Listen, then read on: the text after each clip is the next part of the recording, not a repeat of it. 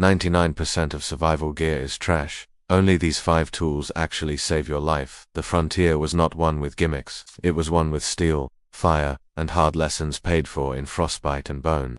Yet today, closets across the country are stuffed with tactical trinkets that would make an old mountain man laugh into his beard. Open your kit. Be honest. Is it built for survival or for social media? The survival industry is worth billions. It sells drama, oversized knives, wire saws that snap under tension, compass caps glued into hollow handles. It looks rugged. It feels prepared. But when the wind starts biting and your hands go numb, most of it becomes dead weight.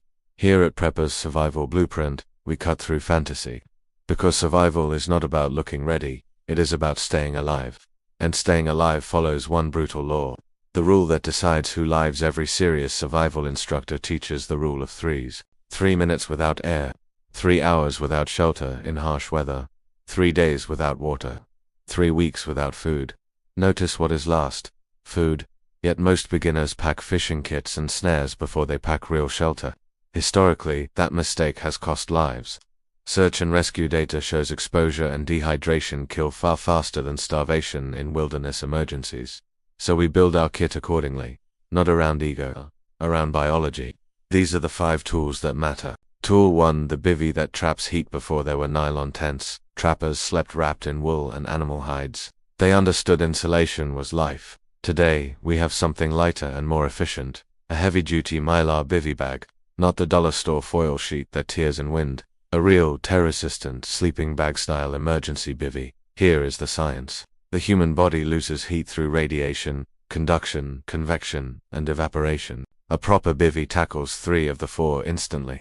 It reflects radiant heat back toward you. It blocks wind. It separates you from wet ground. Studies show reflective emergency shelters can retain up to 90% of body heat when sealed properly. That is not comfort. That is survival math. If you fall, break an ankle, and night comes fast, you will not build a log cabin. You will crawl into that bivvy and buy yourself time.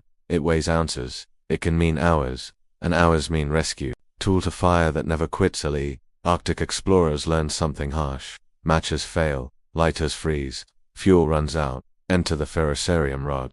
A ferro rod throws sparks at temperatures around 5,000 degrees Fahrenheit, hot enough to ignite dry tinder instantly.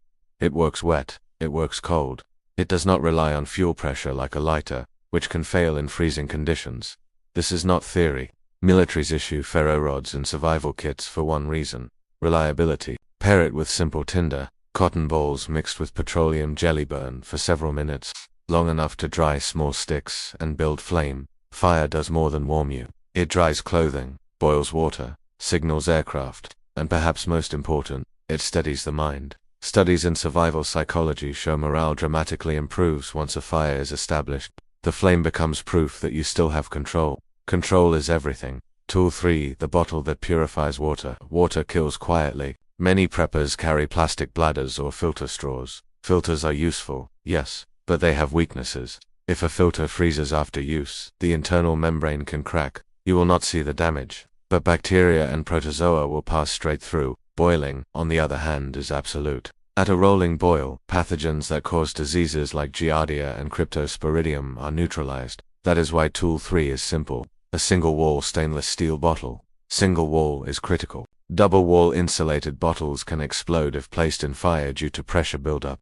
With single-wall steel, you scoop water from a creek, set it in coals, bring it to a boil.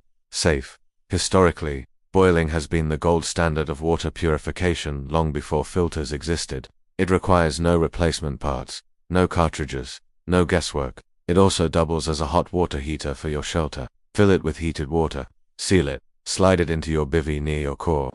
That is frontier engineering.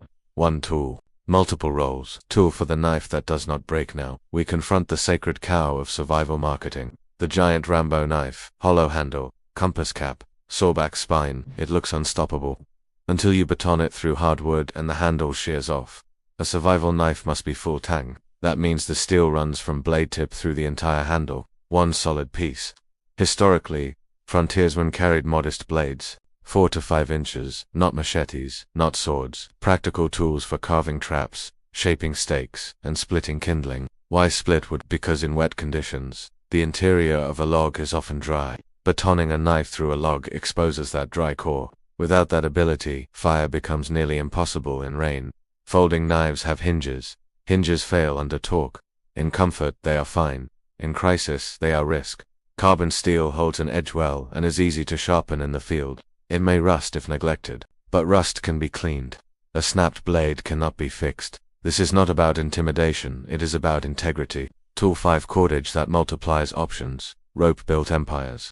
Ships, bridges, shelters. Cordage is civilization in string form. Most people default to 550 paracord. It is strong, useful, but bulky. Enter tarred bankline, number 36 gauge. Originally used by fishermen, it is thin, strong, and coated in tar for grip and water resistance. You can carry far more length in the same space compared to paracord.